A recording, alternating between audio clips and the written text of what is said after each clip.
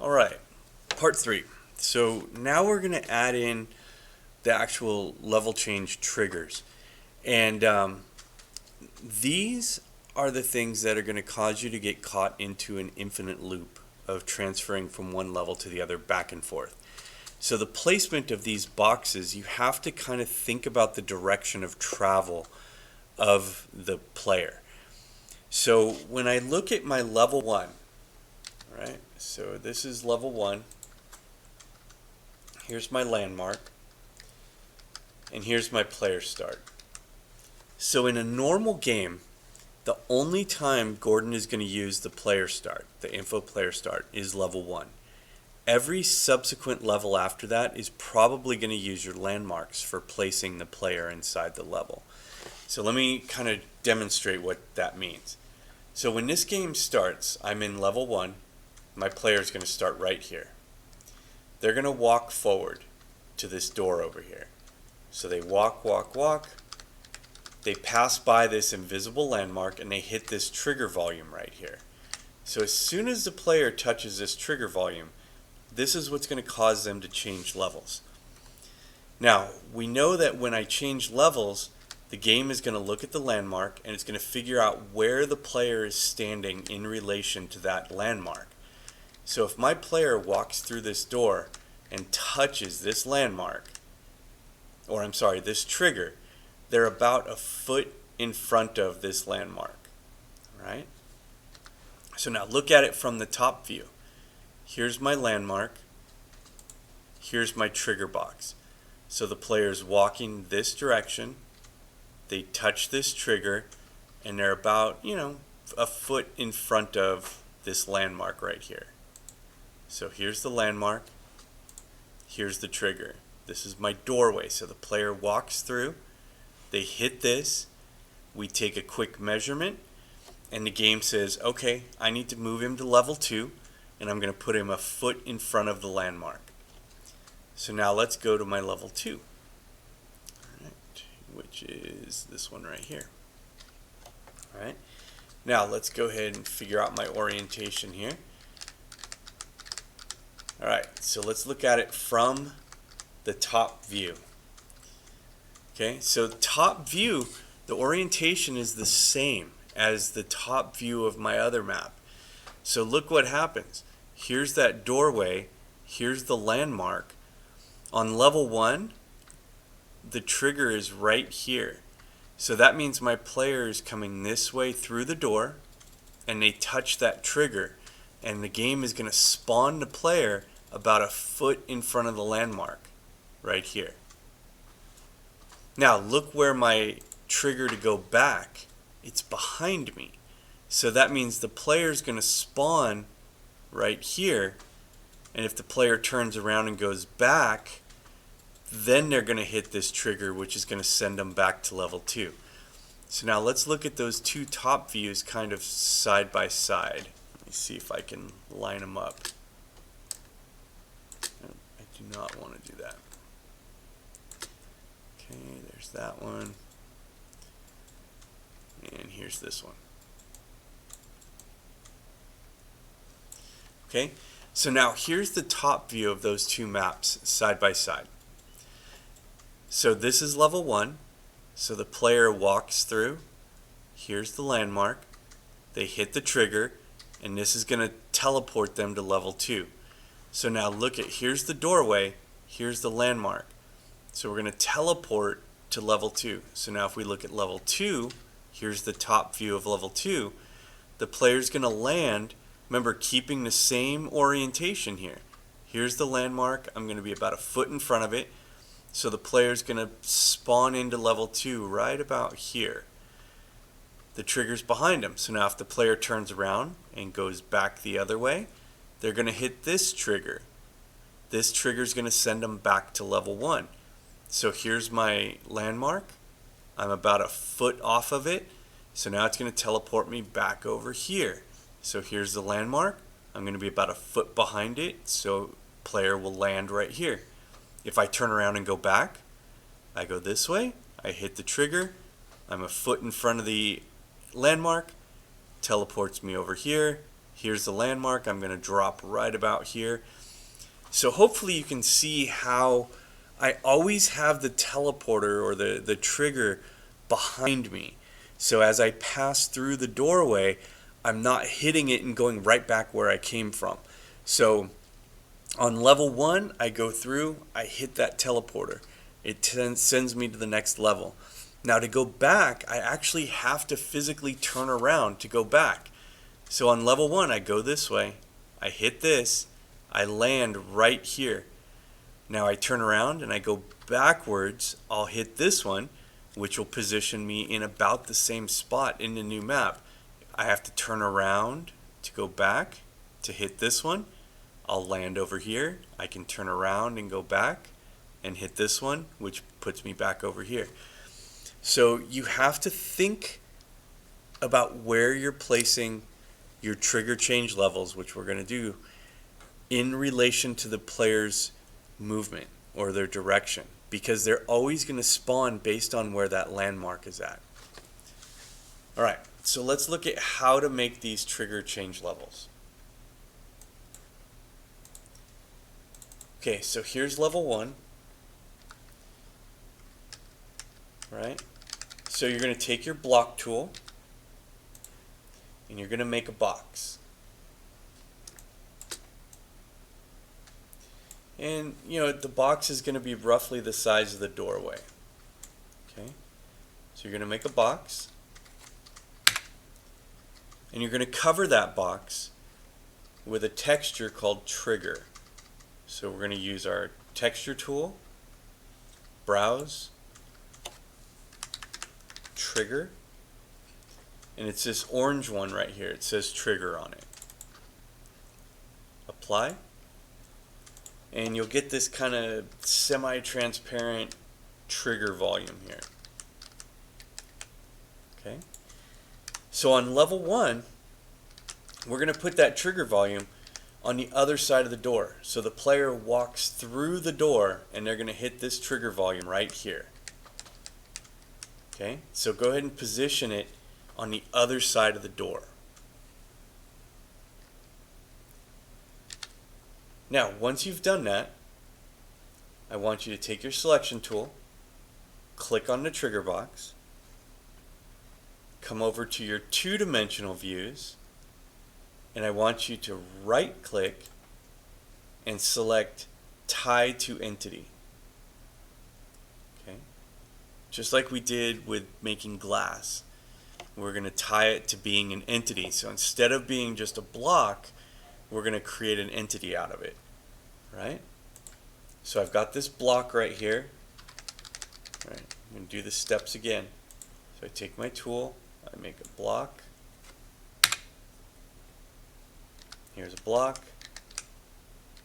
I use my texture tool, browse. I filter by trigger, this guy here. I apply it. So now I've got this nice transparent trigger volume. I'm going to select it. I'm going to right click on it, tie to entity, and from the class right here, we're going to type in trigger change level. Okay, it's going to be a trigger change level. Now I'm going to go ahead and delete this one because I've already done it. So we have this guy right here. So we're going to select trigger change level, click apply, and then these are pretty easy to set. You're going to name it. You're going to give it a unique name that is not any other name in the game. So like you'll notice mine is called level change L2. So for me that means that this level changer takes me to level 2. But this is like the actual name of this box in the world. So it could be anything you want. You could call it level changer 2 or anything like that. Where it says new map name, this is the name of the map that you're going to.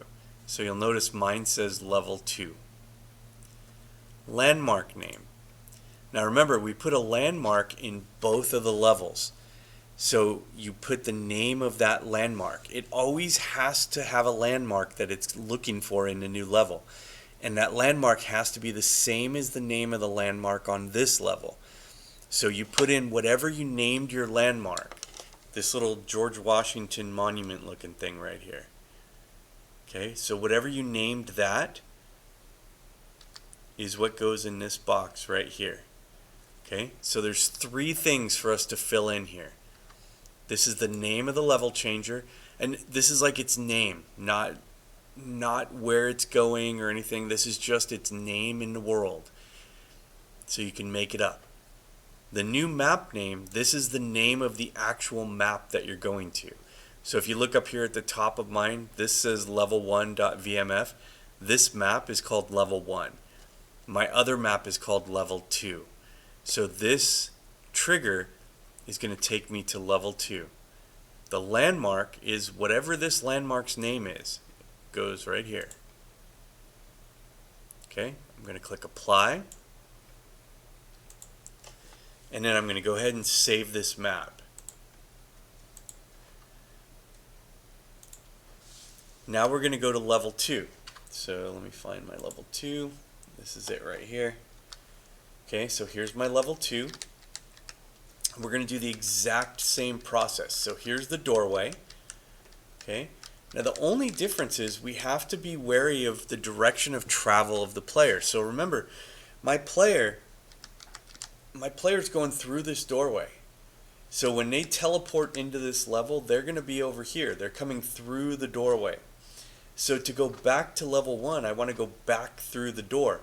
So on level 2, my trigger change level is on the other side of the door. It's backwards, because the player, when they're walking along, they're going to go through this door. They're going to get teleported to level 2. So to go back, they're going to turn around and go backwards through the door, which sends them back to level 1. Okay? So we're going to do the same process. We're going to take our block tool. We're going to make a block. I'm going to press enter. I'm going to take that block and I'm going to cover it with trigger texture. So I'm going to go to my texture tool, browse, trigger, click apply. So now I've got this nice box right here. I'm going to take that box, select it, come over here, right click, tie to entity, trigger underscore change level, click apply. I'm going to name it, tell it which level to go to, and I'm also going to name the landmark that it's going to. So let's look at the one that I've already done. Okay, so trigger change level. The name of this one is level change L1, and I just named it that because this one takes me back to level 1. The new map name, this is the name of the map that it's going to, level 1. The landmark name, so remember, the landmarks have the same name on both levels. So if you look at your landmark right here, this landmark is the same exact landmark that's on level 1. Okay, name, new map, landmark. Click apply, close it. Alright, now the last thing you have to do before you can test this is you have to fully compile both maps. So what you're going to want to do is you're going to want to click File, Run Map, check the box that says Do Not Run the Game. Click OK. It's going to run through and do its little compiler options. Once that's done, close your compiler. Go to the other map. So this is my level 2. File, Run Map, don't run the game. Click OK. Your little compiler is going to run. Once that's done, Now I've actually created both of the maps. So until you do that step, you don't have the maps. They're not BSPs yet, so they can't be run yet. Now, from this point, now you should be able to run the first level. So if you know how to load up Hammer or Half-Life, you can run it from there. If you don't, you can just rerun this again. We can click File, Run Map, uncheck this box, click OK. Your game's going to compile, and then Half-Life's going to pop open. And let me load the map here real quick. Level 1. Okay, so here's the map. There's the orange lights. Alright, so we know there's a landmark right about here, and there's a level changer right on the other side of this door. So I'm going to run through it, and there's going to be a delay while it loads.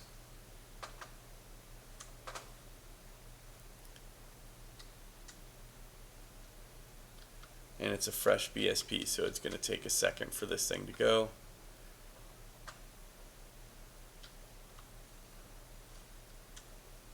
There we go. So now it's green. So now I'm in level 2. Now we know that there's a landmark right there, and we know there's a level changer right on the other side of this door. So if I turn around and go this way, it's going to load me back into level 1. So now I'm back in level 1. Same thing. Landmark is right there. Level changer is just on the other side of the door. So watch where I am when I teleport through. See, I'm right in front of that landmark. I am almost in the exact same position as I was before. Now watch, I'll turn around. I'm going to go back again. I'm going to look at the ground when I do it. And I'm right in the doorway, back in level 1. Right? That is a displacement level change. So for today, what I want is a screenshot that shows me the settings from your level 2 trigger change level. This thing I'm showing right here. My level 2 trigger change level, the one that takes me to level 2. Okay?